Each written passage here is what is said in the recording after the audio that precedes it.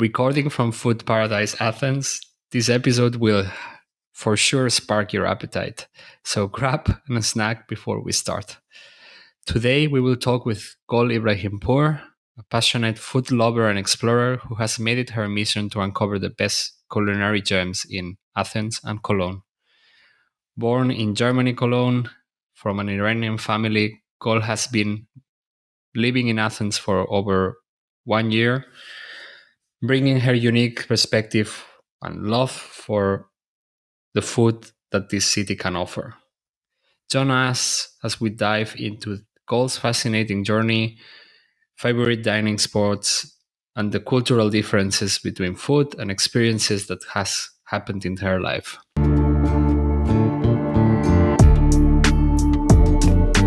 This is Expat Experts, the podcast that dives into the fascinating lives of those who've lived and worked across borders, exploring the challenges, experiences, and insights they've gained along the way.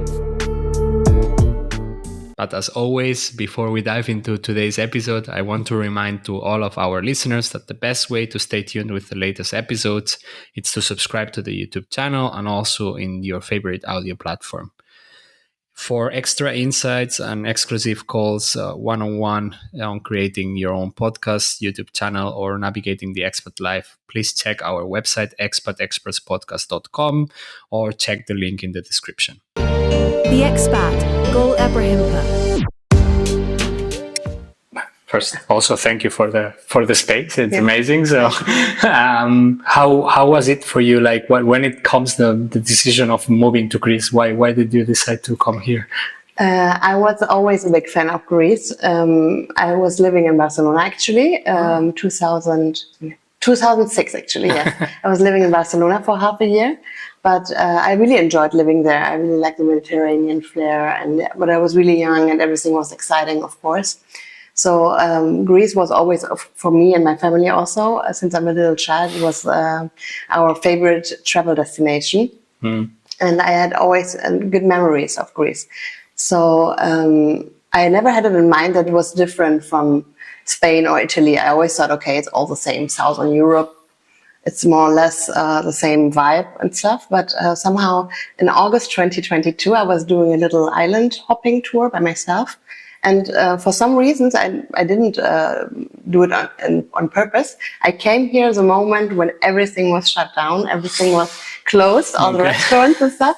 And I didn't realize, no one told me about it. Some people said it's closed or something for this day, but I didn't understand it was the whole entire period of time while I was staying in Athens for 2 weeks. It was after all these islands, but I enjoyed the silence because I had these island vibes. I was in Kefalonia and Zakynthos, and then I was here in Athens and I wanted to have food and go for coffee, go for restaurants and check them out, but everything was closed.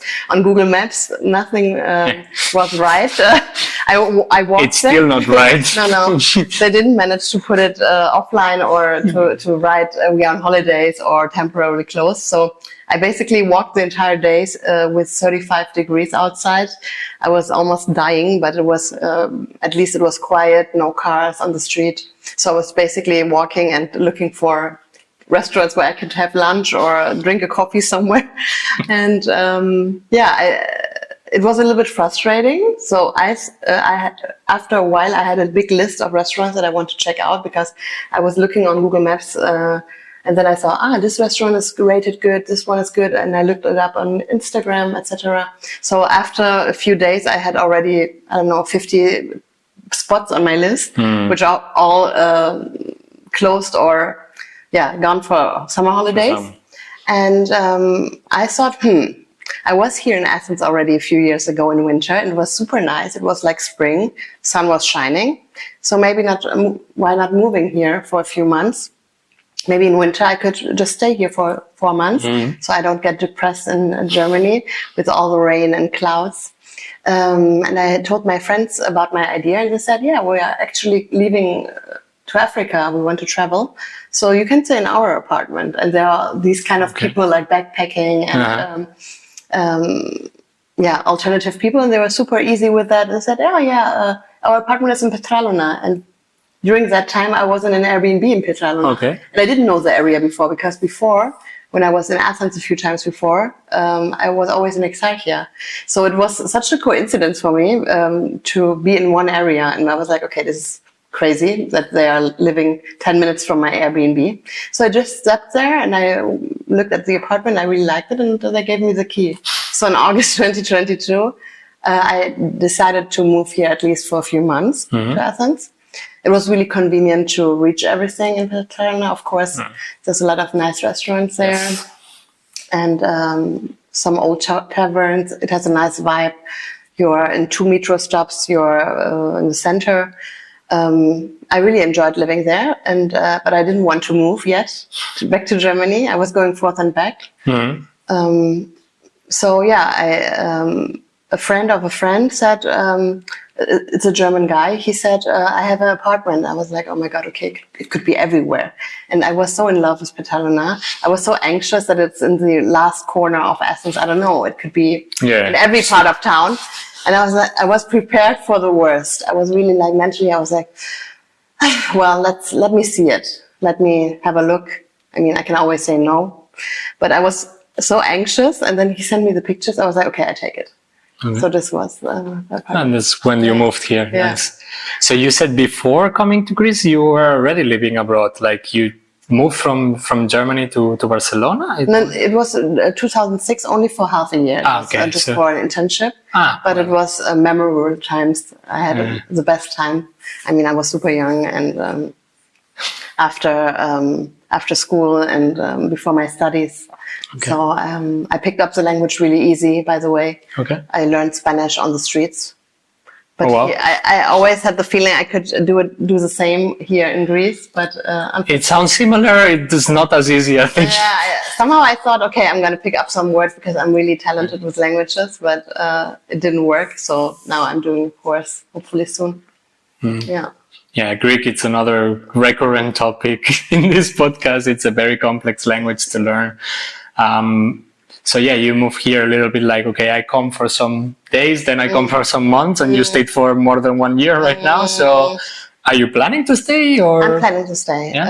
I really feel comfortable here, and I realized that the Greek mentality and culture are really similar to what's important to my values and stuff, to be generous, to share everything, to look for other people, to look after people, being hospitality, yes, hospitality, being guest friendly and stuff. So these are values that are really important to me. So I really enjoy being here, in contrast to Germany, where everything is more concentrated on yourself and where you're always I was always being told in Germany, you have to lower your expectations. You should not have any expectation on no one. But I don't know, maybe it was just me or the Persian culture that I always thought we are all one society. But and I want to be like in a society where people take care of each other and help each other when there's problems, because of course you can always do everything by yourself if you're strong enough, but sometimes, like for example the mattress, if I tell you like, can you just give me a hand to put up the mattress, I mean I'm strong, but still sometimes you need someone, you have to ask for help. So I really like the mentality and culture and the people here. Nice. Yes. You just said something also very crucial, I suppose, for you in your life, and it's that you were raised by another kind of culture in a different country. How was that like? Because your parents are from Iran, both of them. So you have like more a Persian approach on life and everything, which is not, I assume, not very similar to the German approach on things. How does that work for you? I mean, for my parents, it was of course not easy to come from a Middle Eastern culture to Germany, to a complete other culture with another language, with other everything, new friends, new job. The studies were not accepted there. They had to start from the scratch. It was really tough times. And I think for them, it was important that we integrate really well, that we are not, that we try to be as German as possible, of course, because if you foreigner in another country with black hair and you look different, people treat you differently. It's no matter if on purpose or not. But I'm not Lisa, I'm not Anna, I'm not Mrs. Müller, Mrs. Schneider. So we were always raised to be as German as possible, and to be like to be as our German friends. Also, my mother would always tell me some stuff like, "Don't be so generous. Don't people take advantage of you." She tried to just prepare me for the world, for the real world. Make you fit into a society that was different. Yeah. Makes sense. And I don't know, we were raised Iranian at home, of course, with a lot of food, with a lot of, like, all my friends were invited to eat with us, and a table full of food when friends came over. And but yeah, there were a lot of differences, and it was difficult for me to see why is it at home like this, and outside and like that. Outside, why is everyone else different? Why do I not get the same amount of food? Why am I asked to go away when the friends of mine have lunch after school? When I go to their place, they would say, "Okay, you have to go now because we are having lunch." Those kind of small things. I think many people can relate to that, many cultures, but it was weird. I didn't understand those things. You never belong somewhere. For the Iranians, I mean, I've been only once to Iran. You are the German, and for the Iranian, also the friends of my parents, you are too German, too direct. You are not so polite because you're not talking with those sweet words. And they have a lot of, like, when they say goodbye, it's like 15 minutes of and flourishing and. I was not like this. I was like, bye. And everyone would consider, the Iranians would consider it super rude. And for the Germans, I was never the German. No matter how I would behave myself, what I would say, I would never be the German.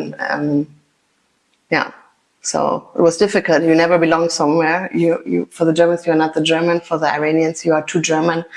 Because I also speak with a strong accent. Okay. So they would say, "Oh, but you don't look Iranian," or but you talk like an Afghan person," because it sounds more like Dari. Okay. Not like Farsi. Yeah, it was difficult, but I really realized, since I'm here in Greece, that everyone has black hair, everyone's a little bit darker. That also. From my appearance, I fit here better, and I am not like among all these blondes, I'm not the one who's like pointing out and being different, because sometimes you don't want to be in the center of attention, but you are, because you look different, you know. When you are in a group of Germans, you have the darker skin, the darker hair. Of course, you are like, she's a foreigner. Yeah. So here is the immigrant now. Here is the but. I suppose, like, here in Greece, you're finding something. If you're willing to stay here, it's like, okay, you didn't feel like fully Iranian, fully German, but in here, suddenly in a third country that you wouldn't mind, you didn't ever think about it, you're starting to feel like it's also curious, like it's also nice for you. I mean, it's good that you find a place, but is it influenced also by the lifestyle here? It's not only about your appearance, I suppose. You feel comfortable, like, come on, you have an account of food and drinks. If something is Athens and Greece, it's food and drinks. Yes. Can you repeat the question? If you feel like that your lifestyle also fits very well with Greece in that sense, like. Yes, maybe for the Germans, I was maybe sometimes a little bit too chaotic or something, and too spontaneous, or maybe this fits good to the Greek lifestyle, but I don't like. I like to be on time at some point. Like 15 minutes is the max that I'm late. It's always those 15 minutes. Maybe this is the German in me, but I like the way of Greeks enjoying life. No matter if it's food, drinks. I mean, I always say the day has 24 hours, and only 8 hours if you have only one job. Of course, only 8 hours are work. So what are you doing with the rest of your day? And the Greeks, they are not living to work. They are really living and enjoying their life, no matter how hard they're working. And coming to another point, actually, the Greeks are working more hard than Germans. And it's really sad to hear and see how the image of Greeks is outside of Greece. It's like being lazy and not working much, just because you see them after work, maybe having a coffee, because they don't go home and live only to work for someone else, you know. I really like this about Greece and the Greek people, that they're really fully enjoying every day. I have the feeling no matter how hard their life might be, they really enjoy the day with a coffee, with food, with friends. Everyone is invited on the table. You see all the big groups, and maybe not everyone knows each other, but it's not like one-to-one. It's the cousins and the girlfriend of the cousin and maybe the neighbor, and everyone is gathering on the table and sharing stuff, stories, food. The sense of community, you know? Yes, I really like it. What was the thing that shocked you the most when you arrived here, though? Like, besides everything being closed? How pedestrians, how they really don't give a fuck about pedestrians. how you are in danger everywhere, like not only walking on the street, but if you're on the sidewalk, you're in danger there as well, because the motorbike would just go through the pedestrian. And it's crazy for me that traffic light, it's like dark red, and the cars would still go. It still surprised me how less they look after you. Like some days, of course, I'm not always like turning my head like this, but some days I'm like on Google Maps and I'm just passing a street, which I should not do, of course, but of course it happens once in a while that I'm not paying attention. And I'm really shocked every day, almost every day, how the taxis and every other car is like almost hitting me. And I'm happy that I'm living and I'm still alive and there's no accident. Yeah, traffic, it's a nightmare, especially in Athens, I would say. Like, it's always this kind of thing. Like, even like you have a green light, and if you pass and then a car is passing, it's your fault that you are crossing. And it's just like, no, I have a green light. What are you telling me? Like, it's curious, the whole traffic thing in here. What about language? You said that you were planning to start learning Greek? I wanted to do it now, actually, at the moment, in a school here nearby in Metz. But unfortunately, I'm going on holiday, so I would miss 1 week. I will start right after the holiday, so at the 22nd of August. I will do an intensive course because I'm too impatient to wait. Long term. Yeah, I don't want to go once a week. I want to see the progress right away. It's going to be tough times, but I want to do one course after another. So hopefully inshallah, as we say in Iran, in half a year, I will speak much better than now. Nice. Because I realized that after 1.5 years here, I really want to make some stronger connections with the people. And I realized that the English level is not always given. And it's frustrating for both sides, because the Greeks feel sorry that they feel sometimes really ashamed. And I don't want to give the feeling to someone that they have to feel ashamed because they don't speak English. Because I'm the guest here and I'm living here. And I'm planning to stay. I'm not actually a guest. I'm living here, so I have to learn the language.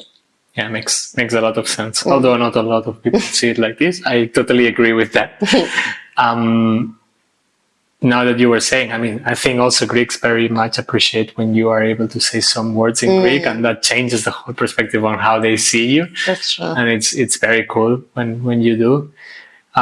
What about Greek community? You have a majority of friends who are expats also, or do you already have like some Greek friends around? I was trying to make Greek friends. I have a few, yes, but it's really difficult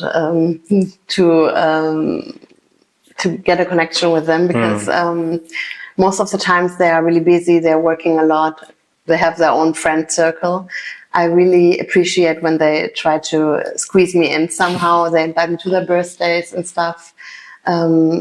But it's difficult to be always behind, you know. I have the feeling with my Greek friends, I always have to run behind them and say, hey, can we meet this week? Can we meet next week? And it's not that they don't want to see you, but they have other plans.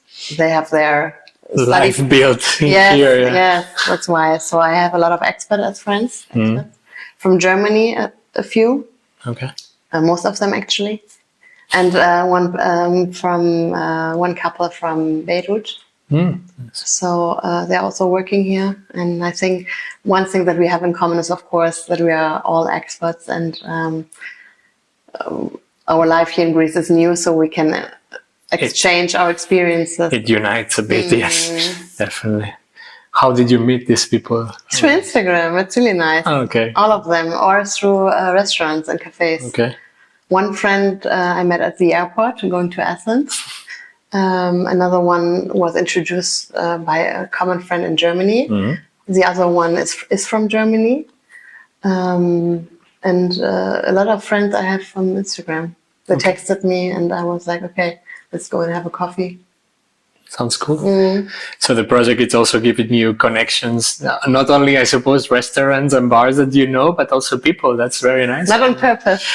Well, but things grow up as it is. Like I also have met people through the podcast, for example, that now it's just like, okay, from time to time, grab a coffee or whatever, or even like doing, I interviewed this photographer, for example, she's from Russia, and she needed a model.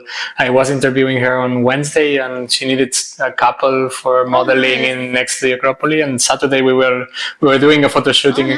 Never did a photo shooting in my life before, and I was like, okay, so it opens also some doors that you don't know. Like a romantic shooting, or yes, a little bit like. It was more like, okay, like a couple holding hands and kissing and whatever. It was funny. It was a funny thing. Why not? So I would say I do this section before going to the second part. It's a little bit of recommendations. I would skip the question of restaurants and bars, because I think you have thousands of them, so it will be very difficult for you I don't probably want to say one. to choose one. So for anyone who is listening, if you want recommendations per neighborhood, actually, in Athens on restaurants, you just need to go to Athens Food Explorer, the profile of Gol, and in the highlights there is all the different neighborhoods in this city. Like, you have thousands of places, so if you are planning that, just go there. I will not ask you about that, but and if you don't find something, just let me know. You can always text me. I always answer the questions. I think I really know almost every neighborhood, like the central ones.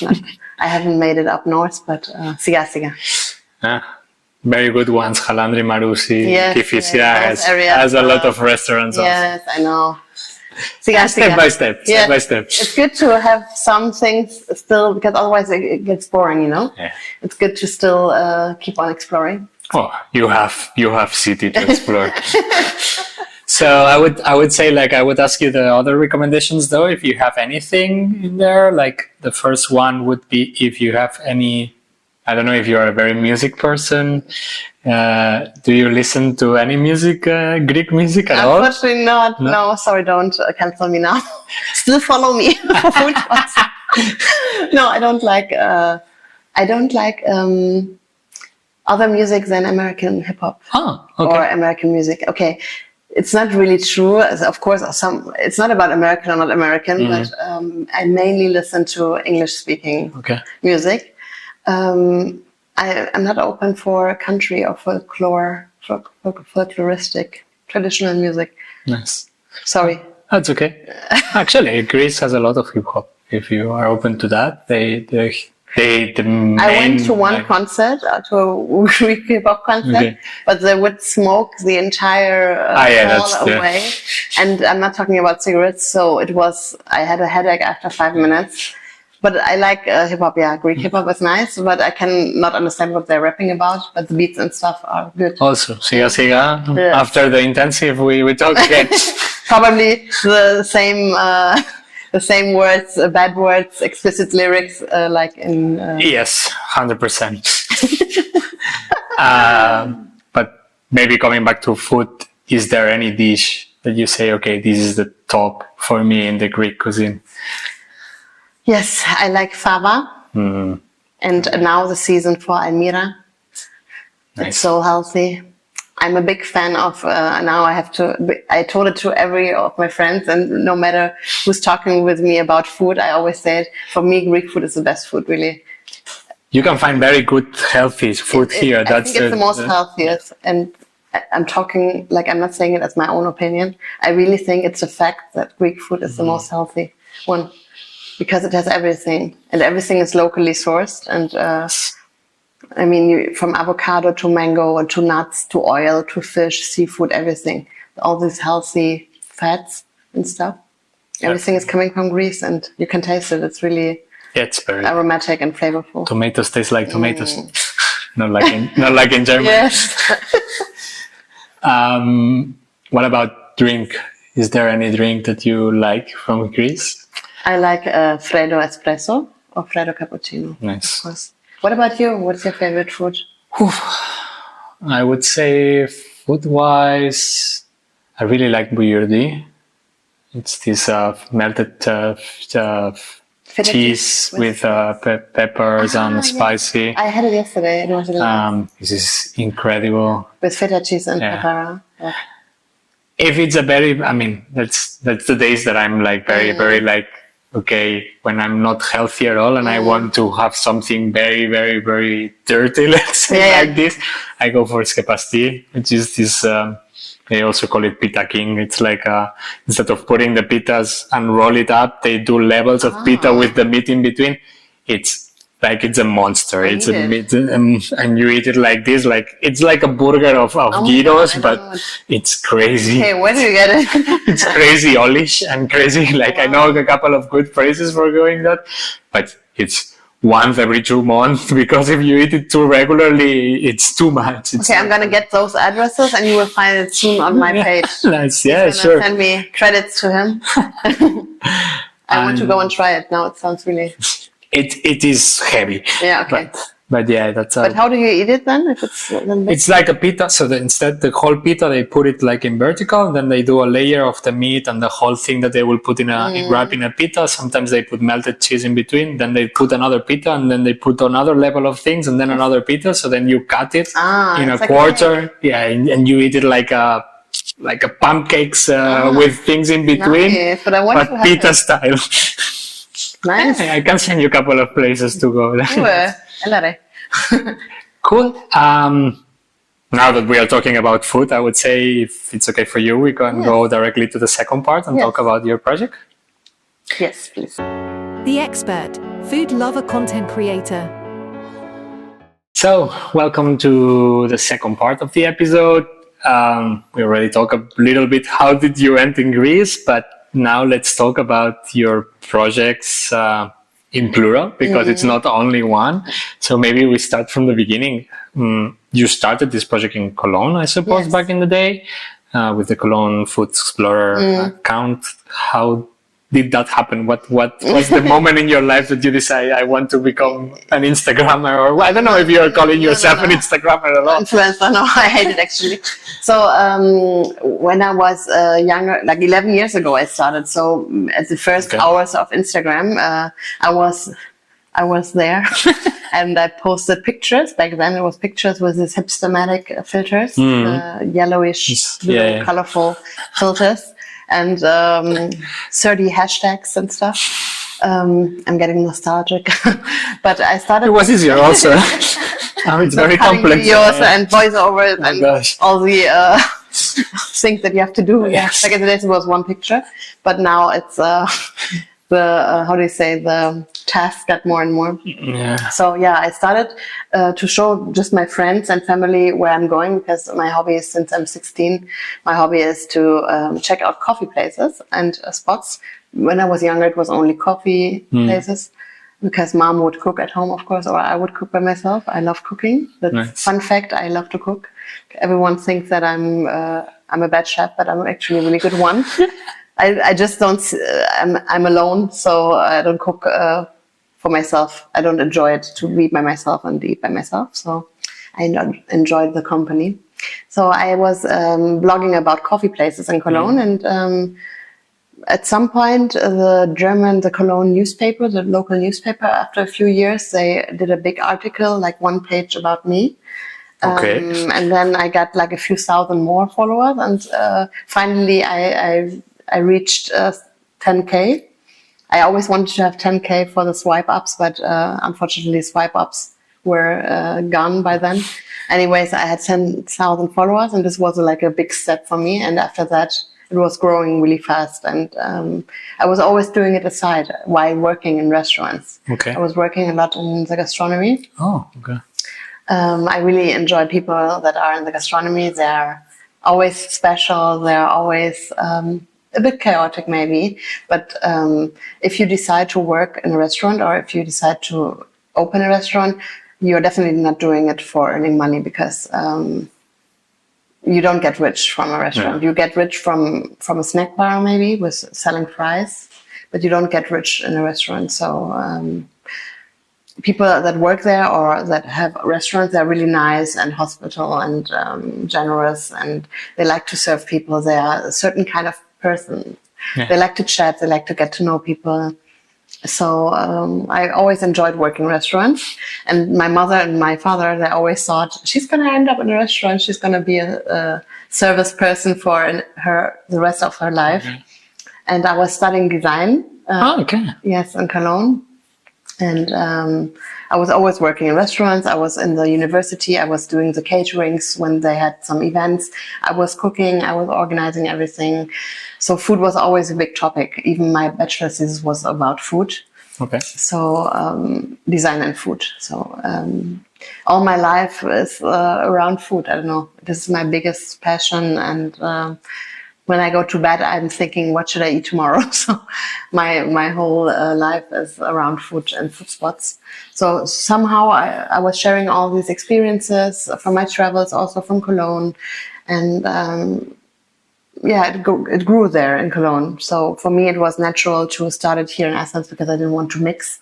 Mm-hmm. Because I don't think the people from Germany necessarily need some recommendations for Athens in this amount. So I just started for myself to see how it's going, siga.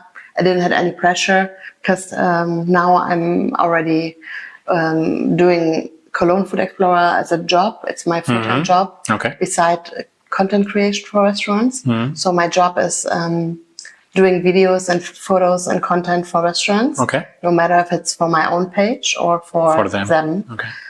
So if you're a restaurant owner here in Athens, just hit me up. I'm gonna help you and support you. I'm looking for a client actually in Greece, but I'm building up my connections slowly. I'm not forcing anything. I think if you grow organically, it's better. I don't know. I don't like these. Many people do like giveaways or ads and stuff. I'm not a big fan. Okay. It's going really well here in Athens. I can't believe my eyes when I look on my follower reach in 1 year. It's like, I'm really, really happy how the people like my content and how they're engaging, how many messages I get. I don't want to brag about it or something. I don't want to be like, oh my God, people love my content. But they really do. Like, I'm really thankful for everyone writing me a message. Hey, we really enjoy your content. Thanks a lot. They just text me like this, keep up the good work. And I really get almost daily a message from someone, and they're so kind and thankful, also different than in Germany. Before they ask me something, I get many messages, of course, where can I eat in Pagrati? Where can I eat in Kipseli? Where can I eat? Or do you have a recommendation for seafood or something? But they don't say, give me a name of a restaurant of seafood. In Germany, they would ask more like this, style. But they say, hey, how are you? Thanks a lot for your work. If you have time, could you be so kind? And like really sweet messages. I really enjoy doing content here. Yeah, that's really cool. Like, it's a reflect. I mean, at the end, if you do good content, this comes out. So don't brag about it, but be proud about it. So that's for sure. Like, I mean, I contacted you because I saw your profile, and at the end, it's also a matter of like how many people it's reaching you and how many people it's following you at the end. And if you wouldn't be having the amount of followers and amount of people, maybe your profile will not have appeared under my radar. And it's a whole ball that it goes and follows. Of course, like I didn't know you were like doing content for restaurants, and that's also an interesting part, I think. You also said something very interesting before, and it's that you cook by yourself. You are a good chef. I think that's also important because it doesn't disconnect you from the restaurant Yes. real life. I also worked in restaurants and nice. bars for some time. I'm also a designer. Oh, nice. You have many things. You also lived in Spain, right? Yes. You have many things in common. Yeah. I am from a town club like 20 kilometers away from Barcelona. Oh, so, nice. yeah. Podemos hablar en español también. Yeah, claro. O catalán. Exactly. I'm from Sabadell. Ah. It's 20 kilometers away from Barcelona. Yeah. And yeah, Qué bueno. I think the good part is that you are able to connect with these people, I assume. You're saying that here it's working really, really straightforward. You also said in the first part that you already had a list of the places that were closed when you first come. How do you find the restaurants? How it's like your process of like, okay, I want to go here and there? Of course, a lot of walking, but also Instagram helps because they recommend you some other restaurants, or you see it from other bloggers or something, of course. Then friends that tell me, they live in Marusi, for example, they say, this restaurant is nice, let's go and check it out. But mainly Google, I would say, and Instagram. Okay. I always, as I said, I always listen to friends, of course. When I know they have a good taste, I take recommendations. Nice. But I'm like hyper-focused. If I want to start to look for something, like seafood restaurant or something, I'm going through all the restaurants, I'm reading the reviews, I look parallel on Instagram. If the pictures of the food look appealing, it's also really important. That's why content creation is important, because if the pictures look nice and tasty and I want to have it, you go first to places that have a good promotion, places that don't, of course. Yeah. That show the food, like if the food looks nice, and most of the time it should be also tasting nice, then I would rather go to a place where the food looks appealing than to a place where I don't see how it looks like. Yeah, definitely. I'm not going to go to Piraeus without having any idea of how the food could be. So that's for sure part. I mean, right now, part of the restaurant industry and the hospitality, it's marketing. I love how the restaurants here in Athens do. They do a really good job for Instagram and marketing. They're better than in Germany, to be honest. It's not only they invest more money. I think so. It's not only like the presence on social media or internet. They put a lot of effort on their interiors also. The design of the places. It's crazy here. It's the contrast. I always said the same. You go out to the street and it's everything like, why is everything falling apart? You look back, you enter to the restaurant and everything is perfectly positioned. Everything is the napkins and the glasses and everything. Yeah. The dress code of the service people, like it's very, very well curated. It is. They really pay a lot of attention. I suppose that also makes your job a little bit easier here than in Germany. It's so easy to take a nice picture because everything looks so nice. True. Also, the people with a smile on their faces and being friendly. And how is it though when you go there? Because I suppose some of the restaurants you also go for having yourself a food. Like you are not going only to create content for them. You're having dinner there, you're having lunch there. How is it? Because you arrive there with a camera? No, I have my iPhone, and everyone that comes with me on a dinner date, they appreciate, of course, that I'm suggesting some good places always, and I'm always in charge of where's the best spots in town in my circle of friends. But they have to be a little bit more patient because the camera eats first, for sure. Like 5 minutes at least I need for doing the content, no matter if I'm there. Like there is no private and job. Like everything is mixed. Yeah, is mixed. There's no content creation day or only I'm going there private without camera. I always have my camera with me. I always carry my light with me, and I take every shot of every dish. So either I do something out of it afterwards or not, but most of the times if I can recommend it, I do a nice reel out of it at some point. The good thing is that I don't have the pressure. Like 99% of the spots I go are unpaid, and I just go by myself. And here it's not, it's starting to get a job. Some restaurants hire me, but the good thing is that I pay everything by myself, almost everything. So I don't have the pressure to post something. I don't have the pressure to say, oh, it was really tasty, although it was maybe not tasty. But did it happen to you? Never. To be honest, the quality and standard here in Greece, and also my good, as we say in Germany, my good nose, because I would never go to a bad spot, but because I choose, of course, beforehand good spots, I never got disappointed so far. Only once when someone took me on a date, to be honest. It took me to a place that was not really good, but because I didn't choose it. I don't want to say it was the fault of him, but I would have probably not chosen this place if I would have known the name before and if I made some research. Makes sense. It's okay. It's good to experience sometimes something bad, so you can enjoy the other restaurants better. What about high standard, high top-notch restaurants itself? You try to keep your content, as far as I saw, pretty much affordable for everyone. So you are not promoting restaurants with 3 Michelin stars, menus of 300 euros. That's true. That's true. Because I'm curious to check them out, but to be honest, the food quality in the basic or average range is so good that I don't see the purpose of going to fine dining, like on a really high level. I really like it sometimes, but it has to be a special occasion or something. Sometimes I find it too stiff. I don't like the atmosphere. If it's like, you always think you make something wrong. Yeah. I like a snack bar. I would always prefer a snack bar with souvlaki, down to earth spot more than fine dining. Sometimes, as I said, if it's a birthday or something, I would go for the experience. It's about the experience. It's not about like having a soul food from grandma or something. Of course not. It's something else. It's art, and I really appreciate the work. But I don't promote those places, no, because I try to keep it simple more on my page. I think for some people, even fine dining places that I recommend are already expensive enough. And my community is mainly Greece, from Greece. So I don't want to, I don't see the sense of promoting places where you pay like 150 euros or something per person. Yeah.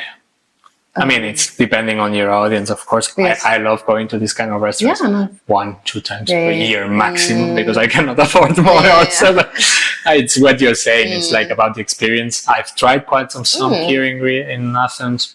There is good quality. There is some of them that are very good quality for the price. So fine dining here in Athens, compared to other places, compared to Germany especially, and to France, the prices are much lower here, so you can afford it if it's a very special occasion, and that's good. But I'm also a person who local tavernas are always preference, like. What about the coffee part? Because you said you started the whole process, the whole project with the coffee part in Cologne. Are you doing coffees here in Athens? Because there is coffees here in Athens. Oh my God.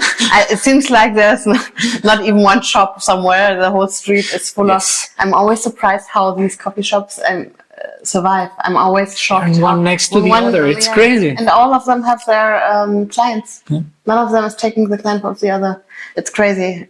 In Pagarati, I don't know if I would count the coffee places, like no matter if Coffee Island or Coffee Lab or third wave specialty coffee places. It's crazy. I love coffee, but maximum 2 per day. So otherwise, I'm a nervous person anyways. I'm like full of energy. If I drink more coffee, I'm getting nervous. So, there's also decaf, but I can drink only 2 coffees per day. But Pagarati is full of good places. Yes. So I'm really happy to stay here in this neighborhood.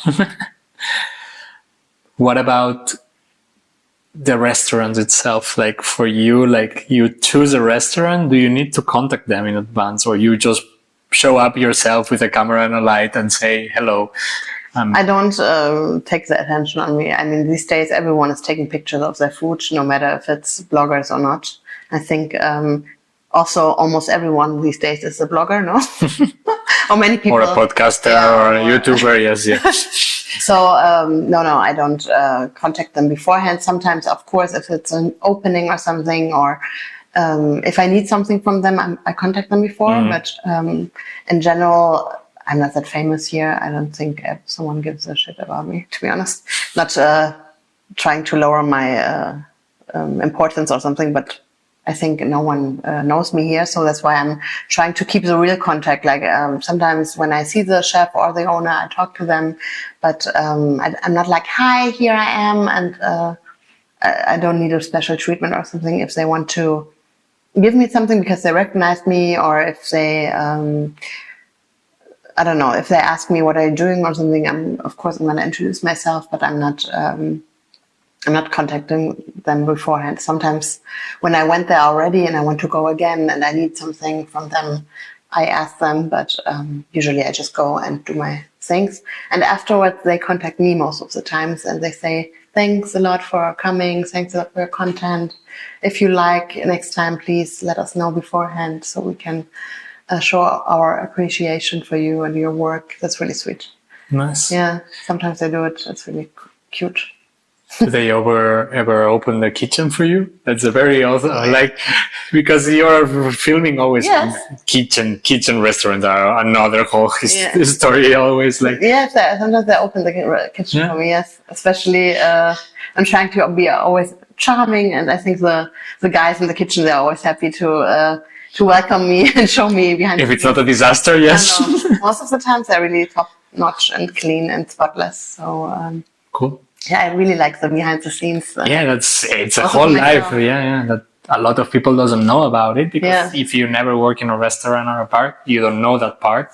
So it's also very interesting. Now, I think with this the Bear series in Amazon that there was about the chefs, everyone was like, "Oh, that's how a kitchen works." More or less. Yes and no. The chaos and the stress, yes. But yeah, I don't know, if you have content like this, it's also interesting. I would like to actually have more content like this, because it's really interesting, but I want to learn. That's why I also want to learn Greek, because the people in the kitchens, their English skills are mostly not really good. So I try to make connections with the people. For me, the most important is to have contact to the gastronomy scene here, and I like to meet the people that are behind it. I have really like a big interest in meeting those people from the gastronomy. Nice. How much of your work currently it's editing? Like, because now you content creation, right? Okay, you go to a restaurant, you film the dishes, you film yourself, maybe entering the restaurant, behind the scenes on the kitchen, whatever you can produce. How much is afterwards? I would say with finding a song and changing maybe the song and editing, cutting the video to the song and stuff, I would say like 4 hours. Per reels, per video. Okay. With also maybe on top of it, the caption and fine tuning and stuff. Minimum 4 hours. Oh, wow. Okay. What tools do you use for doing that? CapCut. Of course. The premium version. I see. No, and I have also access to the fonts and different features, automatically correcting the light and stuff. I think CapCut brought a little bit, or like harmonized a little bit the video editing or humanize it a little bit. Before that, it was all After Effects, Premiere, like very complex tools, which I still use from time to time. But of course, like I studied them in university, being a designer. In Barcelona? Yes. Oh, nice. 2 of my friends studied there too as an exchange student. Okay. Or I think they even did their master there. Okay. When did you graduate? So I left Elizaba in 2016, I think it was graduation. Oh, okay. No, it's I think they were studying earlier, yes. But yeah, I learned tools, Adobe, but I think CapCut now. No?